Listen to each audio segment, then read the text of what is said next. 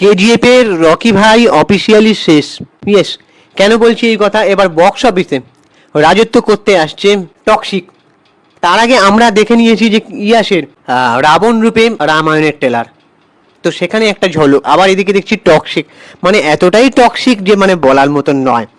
তবে আমরা দেখছিলাম যে টক্সিকের এতদিন যা ঝলক দেখেছি, যে গান দেখেছি, মানে সত্যি টক্সিক। আর যা মানে যা সিন আছে সেগুলো মানে কি বলবো। যাই হোক, তো আজকে ট্রেলারটা রিভিউ করব। কালকেই অফিসিয়ালি ড্রপ করা হয়েছে। ফাইনালি রকিং স্টার ইয়াসের মেগা বাজেটের cinema toxic, A fairy tale for grown আপস পুরো নাম এর অফিসিয়ালি ট্রেলার। এবং এর যে ট্রেলারটা আমরা দেখেছি, সেই ট্রেলারটা এক কথায় ইন্ডিয়ান সিনেমাতে মানে ইন্ডিয়ান আজ পর্যন্ত যতগুলো সিনেমা হয়েছে এমন সাইকো লেভেলের, সাইকো প্যাক গ্যাংস্টার ড্রামা এবং এরকম লেভেলের মানে দেখিনি। সত্যিকারের কথা, মানে অবাক হয়ে গেছি। কেজিএফ চ্যাপ্টার 2 এবং কেজিএফ এর দীর্ঘ 4 বছর পর ইয়াসের বড় পর্দায় ফেরা। সবাই ভাবছিল যে এটা হয়তো কোনো আন্ডারওয়ার্ল্ডের একটা গল্প হবে, সাধারণ গল্প, কিন্তু ডিরেক্টর গীতু মোহন দাস, একজন মহিলা পরিচালক, মানে মেয়ে পরিচালক, লেডি পরিচালক, তো সে তো পুরো গেম চেঞ্জ করে দিয়েছে, মানে গেম চেঞ্জারের ধামাকা মেরে দিয়েছে। আজকের ভিডিওতে আমরা সেই ট্রেলারের কিছু সিক্রেট ব্রেকডাউন রিভিউ করব, যা হয়তো আমাদের চোখ এড়িয়ে গেছে। তাই ভিডিওটা একটু স্কিপ না করে তোমরা শেষ পর্যন্ত দেখো। আমি সুপ্রিয় রয়েছি তোমাদের সঙ্গে, এবং আমাদের চ্যানেলটাকে সাবস্ক্রাইব করে দাও, ভিডিওটাকে একটা লাইক দাও, পুরো ভিডিওটা স্কিপ না করে দেখো বন্ধুরা। দেখো, প্রথম কথা বলি যে সিনেমার যে ভিজুয়াল এবং ওয়ার্ল্ড বিল্ডিং নিয়ে সিনেমার ট্যাগলাইন যেটা দেওয়া হয়েছে, এ ফেয়ারি টেল ফর গ্রোন আপস। ট্রেলার দেখে বোঝা যাচ্ছে যে এর গল্প তৈরি হয়েছে গোয়ার ব্যাকড্রপে চলা এক বিশাল গ্লোবাল ডার্ক গ্লোবাল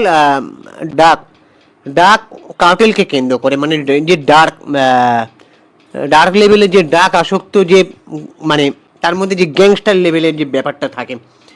তো সেই পুরো ট্রেলারটা জুড়ে যে ডার্ক আর যে টোনিংটা রাখা হয়েছে, সেটা তোমরা দেখবে পুরোটা না হলিউড লেভেলের। তারপর এই যে আমরা সাউথের সিনেমাগুলো দেখি, আমরা ভাবি যে তারা হয়তো নিজস্ব মৌলিক গল্প। দেখো, আমরা বাংলা সিনেমাগুলো যেগুলো দেখেছি সস্তা রিমেক, সাউথ রিমেক করুক না করুক, কিন্তু সাউথ কিন্তু ইন্সপায়ার হয় হলিউডের বিভিন্ন সিনেমা থেকে, সেটা দোষের কিছু নেই। তারা বিভিন্ন কোরিয়ান সিনেমা থেকেও ইন্সপায়ার হয়। এটা যারা বিভিন্ন ধরনের সিনেমা দেখতে ঘাঁটাঘাঁটি রিসার্চ করে, তারা কিন্তু জানে ভালো করে।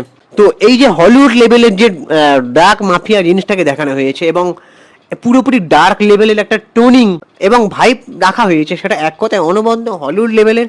এবং ট্রেলারের সবচেয়ে বড় ধামাকা যেটা লুকিয়ে রয়েছে একদম শেষে, যেখানে তোমরা দেখতে পাবে যে ইয়াস এখানে শুধু একটা চরিত্রে নেই, তিনি একেবারে ডবল ধামাকা, মানে ডবল রোলে। তো একটা হলো রায়া, আর একটা হলো মানে যে রায়া হচ্ছে খলনায়কদের হাড়গোড় গুঁড়ো করে দেওয়া একটা গ্যাংস্টার, এবং আর অন্যজন হলো ক্লিন শেভ করা এবং সাইকোপ্যাথিক ভাইব দেওয়া টিকেট। মানে তোমরা দেখবে যে আর একটা চরিত্র যেটা আছে, সেটাকে কিন্তু যে ইয়াস, সেটা আমি ফার্স্টে চিনতেই পারিনি। যখন আমি এবং আমার ওয়াইফ যখন ট্রেলারটা দেখছি, তখন আমি বললাম, এই দেখো, এটা তো ইয়াস।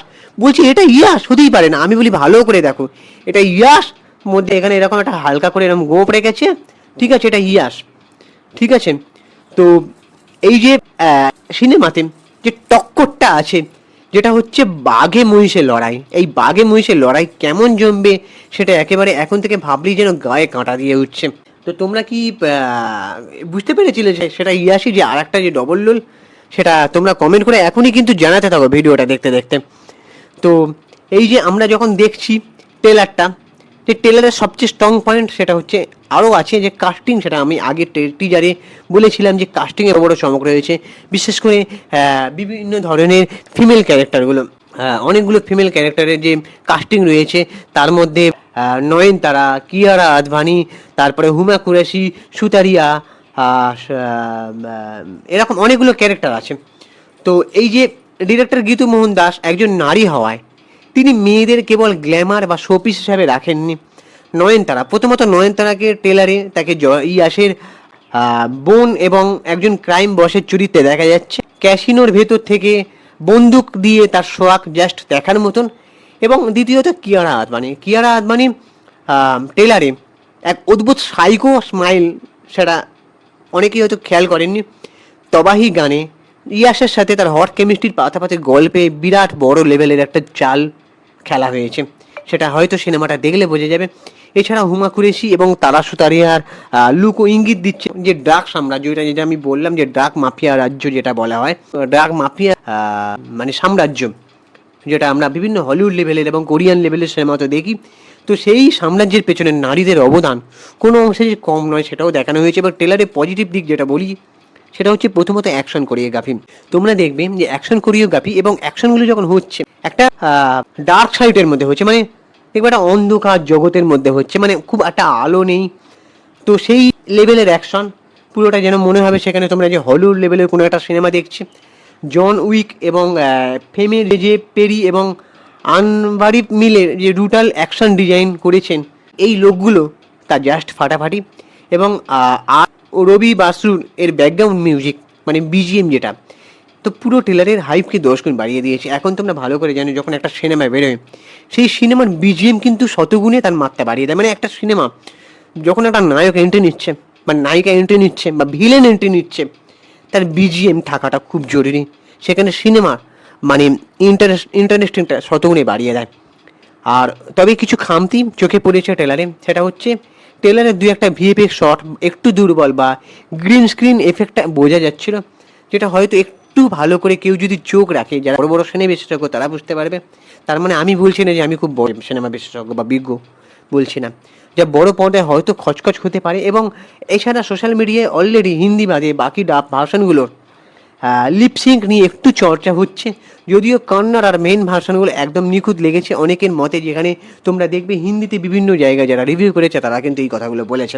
এবার ফাইনাল ভার্ডিক্ট দিতে গেলে টক্সিকের এই ট্রেলারকে আমরা যদি দিই 10-এ 7.5 থেকে 8, এটি রকি ভাইয়ের যে ইমেজ থেকে বেরিয়ে স্টার ইয়াসের ক্যারিয়ারে সম্পূর্ণ আইডেন্টি তৈরি করতে চলেছে।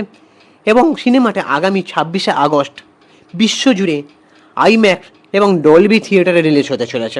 তার মানে সিনেমার কোয়ালিটি কতটা চোখে পড়বে সেটা তোমরা এখন থেকেই বুঝতে পারছো। তো আমাদের ট্রেলারটা ঠিক কেমন লাগলো এবং তোমাদের ঠিক কেমন লাগলো সেটা কমেন্ট করে জানাও। এবং রায়া নাকি আর একটা যে ক্যারেক্টার, যেটা মানে ক্লিন শেপ ক্যারেক্টার, হালকা দাড়ি, তো কেমন লাগছে সেই লুকটা আর কমেন্ট করে অবশ্যই জানাও। তবে আমার মনে হচ্ছে ইয়াসের যে মানে আর একটা ক্যারেক্টার যেটা মানে দাড়ির চাঁচা, মানে দাড়িটা নেই, আমরা যতদূর যারা মানে ইয়াসকে ভালোবাসে, ইয়াসকে নিয়ে যারা মানে বিভিন্ন ভিডিও সোশ্যাল মিডিয়ায় দেখে তারা জানে যে ইয়াস কেজিএফ থেকে কিন্তু দাড়ি সেভাবে ক্লিন শেপ করেনি, হয়তো ছোটো ছোটো করে একটু সাইডে শেপ করেছে, কিন্তু ওই যে ক্যারেক্টারটা যেটা করেছে দাড়িটা নেই, সেটা কোথাও গিয়ে হয়তো টেকনিক্যালি করা হয়েছে আমার যতটা মনে হয়। কারণ ইয়াসকে দাড়িটা ক্লিন শেপ করলে কিন্তু যথেষ্ট ফর্সা, ঠিক আছে? তো সেটা মনে হয় কিছু টেকনিক্যালি মাধ্যমে করা হয়েছে। তো সেটা তোমাদের কি মনে হচ্ছে কমেন্ট করে জানাও। এবং ভিডিওটা ভালো লাগলে লাইক করো, শেয়ার করো। আর আমাদের সিনেমা দুনিয়ার সমস্ত ব্রেকডাউন সবার আগে বাংলায় পেতে চ্যানেলটাকে সাবস্ক্রাইব করে রাখো এখনই। এবং দেখা হচ্ছে পরের ভিডিওতে। Tata, take care, bye bye. আর আমাদের ইনস্টাগ্রামে আমাদেরকে ফলো করে দাও, সুপ্রিয় পৌঁছালে সিনেমেরিয়া। চলো।